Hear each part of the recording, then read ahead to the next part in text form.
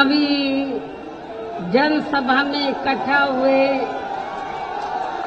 BSP के सभी छोटे बड़े पदाधिकारियों एवं कार्यकर्तागण, आज आप लोग उत्तर प्रदेश में विधानसभा के लिए हो रहे आम चुनाव में कोरोना नियमों का पालन करते हुए अपनी पार्टी के अलीगढ़ मंडल के उम्मीदवारों के समर्थन में मुझे सुनने के लिए यहाँ इकट्ठा हुए हैं, तो इसके लिए मैं आप सभी लोगों का हार्दिक दिल से आभार प्रकट करती हूँ। और अब मैं सबसे पहले अपनी पार्टी के संबंध में ये कहना चाहूँगी कि हमारी पार्टी ये चुनाव उत्तर प्रदेश की सभी विधानसभा की सीटों पर अकेले अपने बलबूते पर ही पूरी तैयारी व दमदारी के साथ लड़ रही है। इसके साथ ही यहाँ सन 2007 की तरह फिर से अपनी पार्टी की पूर्ण बहुमत की सरकार बनाने के लिए लड़ रही है, ताकि आपको वर्तमान में भाजपा के चल रहे जातिवादी, संकीर्ण, अहंकारी व तानाशाही वाले शासन से मुक्ति मिल सके। इसके साथ ही हमारी पार्टी ने पूर्व की तरह इस चुनाव में भी बीएसपी से जुड़ने की तादाद को ध्यान में रखकर फिर उसी अनुपात में ही यहाँ सर्व समाज के लोगों को टिकट भी दिए हैं। और अब इस चुनाव में आप लोगों को अपना वोट कांग्रेस, बीजेपी, सपा व अन्य विरोधी पार्टियों को न देकर केवल अपनी एकमात्र हितैषी पार्टी बहुजन समाज पार्टी को ही देना क्यों जरूरी है, इसे आप लोगों को समझना होगा। हालांकि इस संदर्भ में आप लोगों को ये मालूम है कि आज़ादी के बाद शुरू में काफी लंबे समय तक केंद्र व उत्तर प्रदेश सहित देश के अधिकांश राज्यों में भी कांग्रेस पार्टी की ही अकेले यहाँ सरकारें रही हैं, किंतु इनकी गलत नीतियों एवं गलत कार्य प्रणाली की वजह से ही अब ये पार्टी केंद्र के साथ साथ बहुत पहले ही यहाँ उत्तर प्रदेश की सत्ता से भी बाहर हो चुकी है। इसके साथ ही ये पार्टी जबरदस्त जातिवादी होने के कारण शुरू से ही हर मामले में खासकर यहाँ दलित, आदिवासी व अन्य पिछड़ा वर्ग विरोधी पार्टी भी रही है और अभी भी है, जिस कारण केंद्र में रही इस पार्टी की सरकार ने इन वर्गों के मसीहा व भारतीय संविधान के मूल निर्माता परम पूज्य बाबा साहब डॉक्टर भीमराव अम्बेडकर को भारत रत्न की उपाधि से भी सम्मानित नहीं किया था, जिसके लिए वो हर प्रकार से पात्र भी थे। इतना ही नहीं बल्कि इनकी मूवमेंट को आगे बढ़ाने के लिए अपनी पूरी जिंदगी समर्पित करने वाले मान्यवर श्री कांशीराम जी के देहांत होने पर भी केंद्र में उस समय इसी कांग्रेस पार्टी की रही सरकार ने उनके सम्मान में एक दिन के लिए भी राष्ट्रीय शोक घोषित नहीं किया था, तथा न ही इस पार्टी की रही सरकार ने पिछले वर्ष की मंडल कमीशन की रिपोर्ट को भी लागू किया था, जिसे कि बीएसपी ने अपने कड़े संघर्ष व अथक प्रयासों से सरकार से भी लागू कराया था। बाबा साहब डॉक्टर भीमराव अम्बेडकर को भी भारत रत्न उपाधि से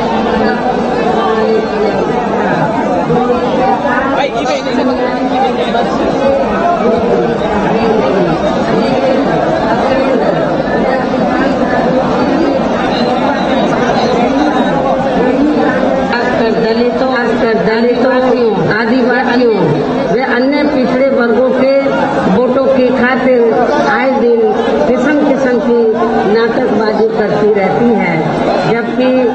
वर्गों के रहती है, जबकि इन वर्गों के मामले में इस पार्टी की सच्चाई तो ये है कि कांग्रेस पार्टी जब सत्ता में होती है और इनके अच्छे दिन होते हैं तो तब इस पार्टी को इन वर्गों का विकास व उत्थान आदि याद नहीं आता है तथा न ही इनको महिलाओं की भी भागीदारी याद आती है।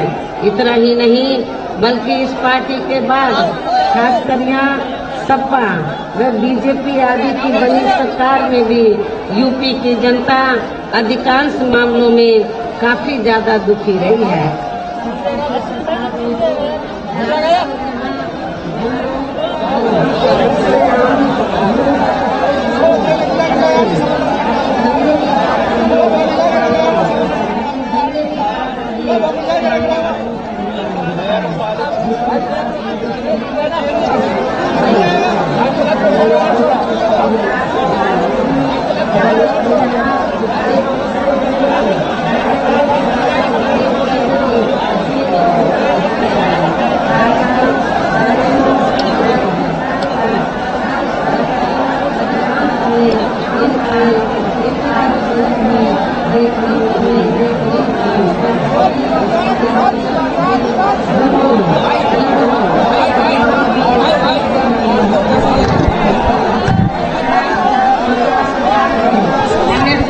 अनादर ही किया गया है, जिसके अनेकों उदाहरण हैं। उनमें से कुछ का उल्लेख करना यहाँ मैं जरूरी समझती हूँ, जो इस प्रकार से है। श्री अखिलेश यादव की सपा सरकार ने प्रदेश में SC/ST का सरकारी ठेकों में आरक्षण खत्म कर दिया। जब सपा पावर में थी तो सपा सरकार ने प्रदेश में SC/ST का सरकारी ठेकों में आरक्षण खत्म कर दिया। ST का सरकारी ठेकों में आरक्षण खत्म कर दिया, जिसकी व्यवस्था पहली बार BSP की सरकार में ही की गई थी। संसद में सपा ने SC व ST का पदोन्नति में आरक्षण का बिल फाड़ दिया तथा फिर उसे पास भी नहीं होने दिया था। SC/ST के छात्रों का विदेश जाकर पढ़ाई करने की योजना को खत्म कर दिया। पंचशील नगर का नाम बदलकर हापुड़ कर दिया। संत रविदास नगर का भी नाम बदलकर इन्होंने भदोई कर दिया। भीम नगर का नाम बदलकर सपा सरकार ने संभल कर दिया। छत्रपति शाहूजी महाराज मेडिकल कॉलेज का नाम बदलकर किंग जॉर्ज मेडिकल कॉलेज कर दिया। मान्यवर श्री कांशीराम जी कृषि विश्वविद्यालय बांदा का नाम बदल दिया गया। मान्य कोर्ट के निर्णय के आड़ में अनुसूचित जाति व जनजाति के कर्मचारियों का गलत तरीके से डिमोशन कर दिया गया। अनुसूचित जाति व जनजाति के छात्रों का शून्य शुल्क पर प्रवेश समाप्त कर दिया। अनुसूचित जाति व जनजाति के छात्रों की शुल्क प्रतिपूर्ति पर 60% की बाध्यता लगाकर उनकी छात्रवृत्ति रोकने का काम किया गया। मान्यवर श्री कांशीराम जी अरबी फारसी विश्वविद्यालय का नाम भी बदल दिया गया। लखनऊ के गोमती नगर में डॉक्टर भीमराव अंबेडकर पार्क जो BSP की सरकार में बनाया गया था, उसका नाम बदलकर जनेश्वर मिश्र पार्क कर दिया गया। सरकारी भूमि आवंटन में SC/ST को मिलने वाली प्राथमिकता को खत्म कर दिया गया। SC/ST की भूमि खरीदने को लेकर नया संशोधन लेकर आए, जिसमें बिना DM की अनुमति के कोई भी उनकी जमीन खरीद सकता था, जिससे इन कमजोर वर्गों की जमीन को हथियाया जा सके। इस प्रकार से सपा व श्री अखिलेश यादव का दलितों व अति पिछड़े वर्गों एवं इनके संतों, गुरुओं व महापुरुषों आदि के प्रति इनका ऐसा ये प्रेम है। क्या इनको आप दलित प्रेमी कहेंगे या अम्बेडकरवादी कहेंगे? मैं समझती हूँ ये बिल्कुल दलितों के दुश्मन है, ना ही अम्बेडकरवादी हैं, ये तो अवसरवादी हैं, मौका प्रस्त हैं, जिसका इन वर्गों के लोगों को इस चुनाव में ऐसी समाजवादी पार्टी को किसी भी कीमत पर अब सत्ता में नहीं आने देना है। और इतना ही नहीं, बल्कि मैं तो ये भी सोच रही थी सपा सरकार के हटने के बाद शायद बीजेपी की सरकार सपा के इन फैसलों को जरूर बदल देगी, लेकिन ऐसा नहीं किया गया। जिसने सपा की तरह बीजेपी की सरकार की भी जिससे सपा सरकार की तरह बीजेपी सरकार की भी दलितों व अन्य पिछड़े वर्गों एवं इनके संतों, गुरुओं व महापुरुषों आदि के प्रति जातिवादी मानसिकता साफ झलकती है। इसलिए इस चुनाव में सपा के साथ साथ बीजेपी को भी हमें सत्ता में आने से जरूर रोकना है। इसी प्रकार भारतीय जनता पार्टी की सरकार की भी नीतियां व कार्यशैली अधिकांश यहाँ जातिवादी, पूंजीवादी एवं आरएसएस के संकीर्ण एजेंडे को ही लागू करने पर टिकी रही हैं, जिससे प्रभावित एवं शिकार हुए लोगों का इस सरकार में सही से विकास व उत्थान आदि नहीं हो सका है। साथ ही इनका हर स्तर पर काफी ज्यादा उत्पीड़न भी किया गया है। धर्म के नाम पर हमेशा यहाँ तनाव व नफरत आदि का वातावरण ही बना रहा है। प्रदेश में अपराध भी काफी ज्यादा बढ़े हैं। खासकर दलित, अकलियत व महिलाएं आदि भी इस सरकार में कतई भी सुरक्षित नहीं रही है। हाथरस कांड इसका खास उदाहरण है। वैसे भी मीडिया में इनके सही आंकड़ों को अधिकांश दबा दिया जाता है।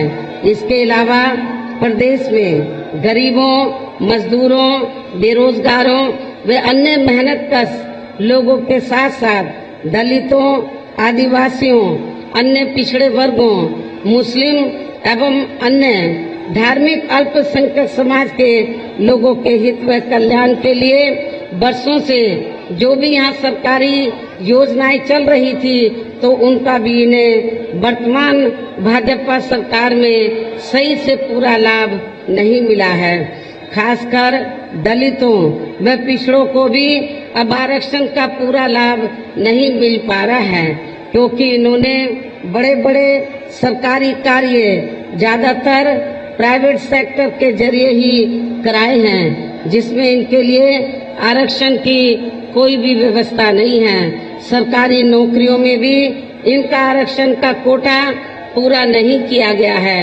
मुस्लिम व अन्य धार्मिक अल्पसंख्यक समाज के लोगों के साथ तो बीजेपी की सरकार में अधिकांश यहाँ पक्षपात वाला रवैया ही अपनाया गया है। इतना ही नहीं, बल्कि इस बार बीजेपी की सरकार में अपर कास्ट समाज में से विशेषकर प्रबुद्ध वर्ग भी इस मामले में अपने आप को काफी ज्यादा उपेक्षित महसूस करता रहा है।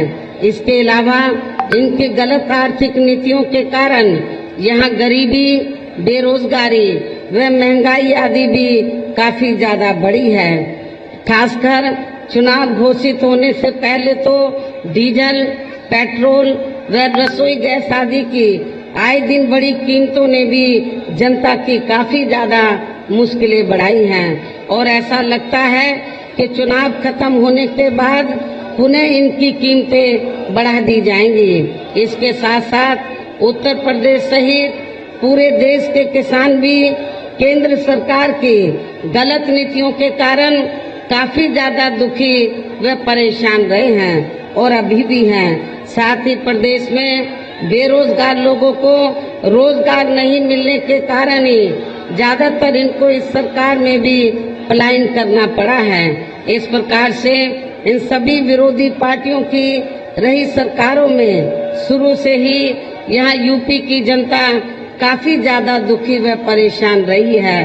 विशेषकर कोरोना महामारी के दौरान तो इन सभी की हालत और भी ज्यादा खराब हो गई है। ऐसे में इन सभी विरोधी पार्टियों की रही सरकारों से निजात पाने के लिए अभी चुनाव में यहाँ प्रदेश की जनता को अपनी एकमात्र हितैषी पार्टी बहुजन समाज पार्टी की ही सरकार बनाना बहुत जरूरी है।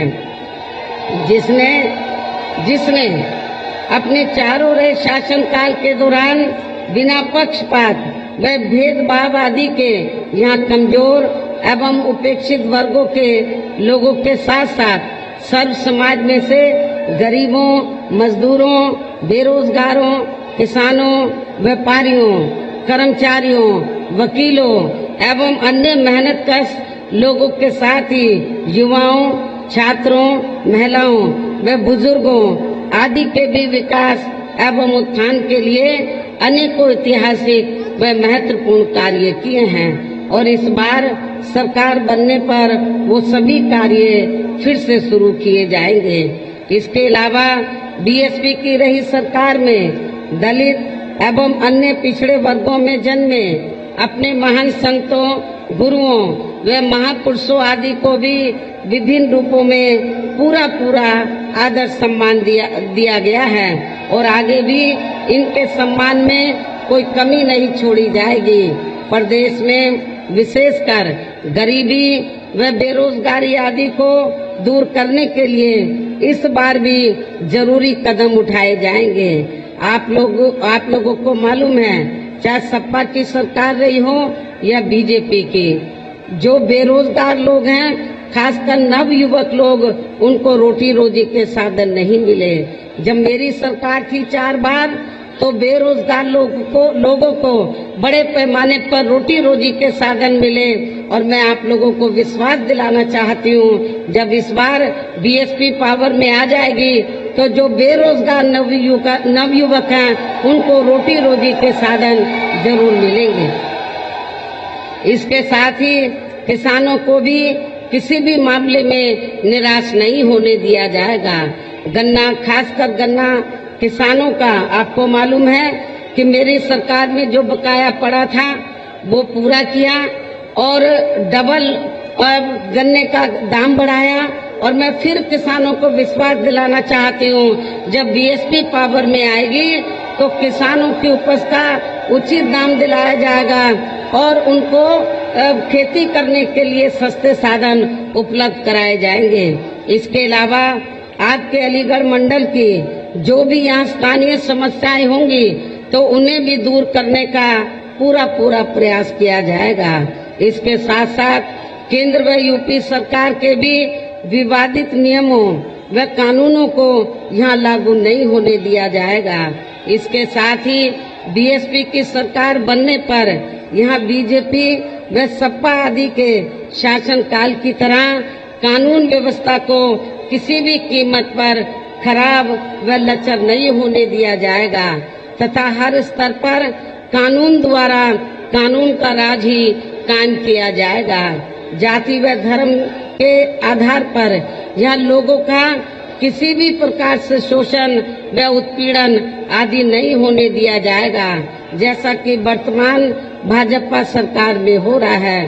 खासकर कानून व्यवस्था को बेहतरीन बनाने के लिए विशेष अभियान के तहत व दलगत राजनीति से ऊपर उठकर यहाँ गुंडों, बदमाशों, माफियाओं व अन्य आपराधिक एवं अराजक तत्वों को भी जेल की सलाखों के अंदर भेजा जाएगा, जहां मेरी सरकार में इनकी जेल के बाहर नहीं बल्कि जेल के अंदर ही सही जगह होती है। इतना ही नहीं बल्कि वर्तमान भाजपा सरकार ने जाति, धर्म, राजनीतिक द्वेष की भावना के तहत जिन लोगों को खासकर धरना प्रदर्शन आदि के नाम पर जबरदस्ती गलत धाराओं में फंसा के उन पर अनेकों केस चलाए हुए हैं, तो उन मामलों की भी सही से जांच करा के उनके केस भी खत्म कर दिए जाएंगे।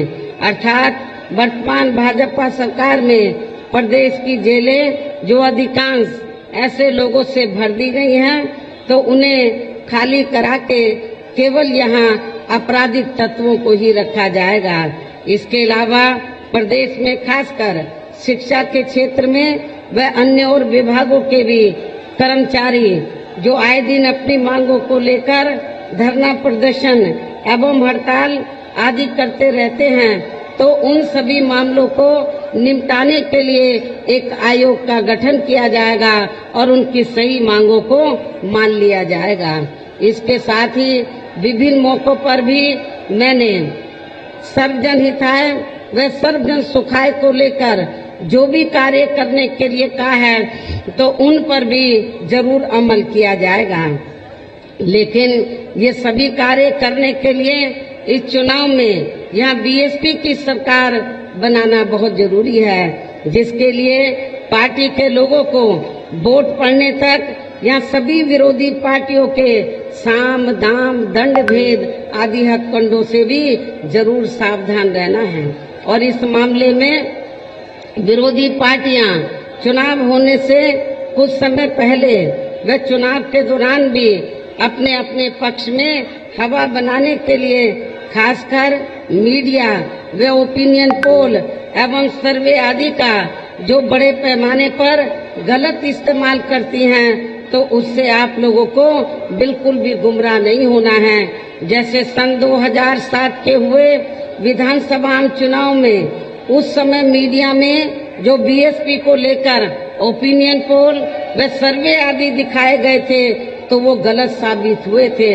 और इस बार भी आप लोगों को ओपिनियन पोल और सर्वे को इस बार के चुनाव में भी आप लोगों को गलत साबित करना है, ऐसा मैं आप लोगों से दरखास्त करना चाहती हूँ। इसके साथ ही पूर्व की तरह इस चुनाव में भी विरोधी पार्टियों ने विभिन्न रूपों में जो अपने हवाई व प्रलोभन भरे चुनावी घोषणा पत्र आदि जारी किए हैं, जिन्हें सत्ता में आने के बाद ये पार्टियां अधिकांश अमल में नहीं लाती हैं, तो उनके बहकावे में भी आपको कतई नहीं आना है।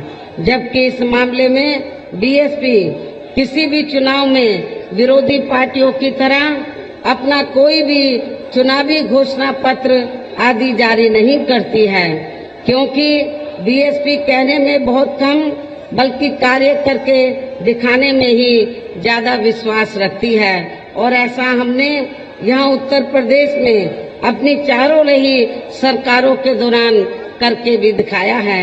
इसके साथ ही यहाँ मैं ये भी कहना चाहती हूँ कि हमारी पार्टी की चारों रही सरकारों ने प्रदेश में बिगड़ी हुई कानून व्यवस्था को सुधारने के साथ साथ प्रदेश के विकास व आम जनहित के लिए जो असंख्य अति महत्वपूर्ण कार्य किए हैं, वो अभी तक यहाँ किसी भी विरोधी पार्टी की सरकार ने नहीं किए हैं, बल्कि ज्यादातर उन्हीं कार्यों के नाम व स्वरूप आदि बदलकर अब विरोधी पार्टियों की सरकारें उन्हीं को ही भुनाने में लगी रहती हैं। लेकिन उन कार्यों के प्रति इनकी नीयत व सोच सही नहीं होने के कारण उसमें भी ये पार्टियां ज्यादा सफल नहीं हो पाई हैं। और अब मेरा यही कहना है कि आप लोगों को इस चुनाव में अपने हित व कल्याण के लिए यहाँ फिर से यूपी में बीएसपी की सर्वजन हिताय व सर्वजन सुखाय की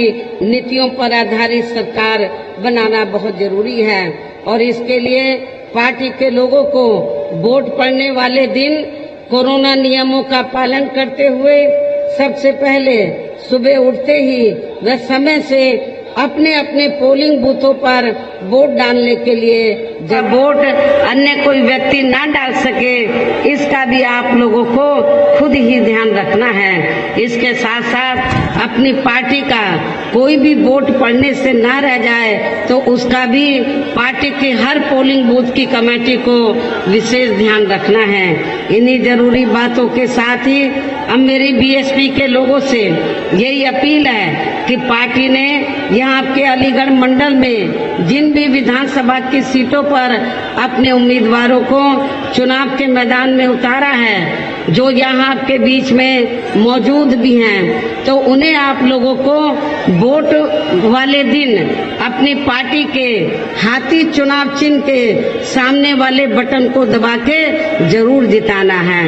आपके प्रत्याशी यहाँ आपके सामने खड़े हैं, इन्हें जरूर जिताना है और फिर से आपको यहाँ सन 2007 की तरह ही बीएसपी की अपनी पूर्ण बहुमत की सरकार जरूर बनाना है। जरूर बनाना है। तभी फिर प्रदेश में अमन चैन कायम होने के साथ साथ यहाँ सभी धर्मों व वर्गों के लोगों का भी सही से विकास व उत्थान आदि हो सकता है। साथ ही यहाँ अन्याय, अपराध, भय व भ्रष्टाचार मुक्त एवं विकास युक्त वातावरण भी पैदा हो सकता है। और इतना ही नहीं, यहाँ अमन चैन का वातावरण पैदा हो सकता है। आप लोगों को मालूम है, अच्छी तरीके से मालूम है कि आपके अलीगढ़ मंडल में, खास तौर से अलीगढ़ में आए दिन में खासकर उनमें दहशत पैदा कर दी जाती है। लेकिन मेरी सरकार में ऐसा नहीं होगा, ना पूर्व की चारों की सरकारों में हुआ है, ना आगे भी ऐसा होगा। लोगों को लगेगा कि ये हमारी अपनी सरकार है, चाहे हिंदू है, चाहे मुसलमान है या अन्य अकलियत समाज के लोग हैं, सब लोगों को लगेगा ये हमारी अपनी पार्टी की सरकार है। और तभी फिर यहाँ परम पूज्य बाबा साहब डॉक्टर भीमराव अंबेडकर एवं मान्यवर श्री कांशीराम जी आदि का भी सही सपना साकार हो सकता है। इस उम्मीद के साथ ही अब मेरा यही कहना है कि अब आप लोगों को हर पोलिंग बूथ को जिताना है, बीएसपी को सत्ता में लाना है। हर पोलिंग बूथ को जिताना है, बीएसपी को सत्ता में लाना है। वैसे आप लोगों के जोश को देखकर मुझे ऐसा लग रहा है कि आप लोग लंबे अरसे से इंतजार कर रहे थे कि बहन जी हमारे बीच में आए, हम बहन जी को देखें, उनके विचारों को सुने। आज मैं इधर आई हूँ, आप लोग में जो मैंने जोश देखा है कि हमारी बहन जी आ गई है, हम बहन जी को देखेंगे, सुनेंगे, तो आप लोगों के जोश को देखकर मुझे ऐसा लग रहा है कि आप लोग बीएसपी के नेतृत्व में अपनी 5वीं बार सरकार जरूर बनाएंगे। अपनी बहन जी को 5वीं बार उत्तर प्रदेश का मुख्यमंत्री जरूर बनाएंगे। और मैं अलीगढ़ मंडल के लोगों को ये विश्वास दिलाना चाहती हूँ, जब 5वीं बार मेरे नेतृत्व में सरकार बन जाएगी तो किसी भी मामले में आपको निराश नहीं होने दिया जाएगा।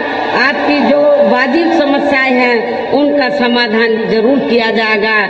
ये भी मैं आपको बताना चाहती हूँ। हमारे नौजवान भाई बड़ी तादाद में इधर आए हैं, उनकी बहुत उम्मीदें हैं बीएसपी की सरकार से। सपा ने आपको कुछ नहीं दिया, बीजेपी ने कुछ नहीं दिया, कांग्रेस ने कुछ नहीं दिया, आपको केवल बीएसपी की सरकार से उम्मीद है।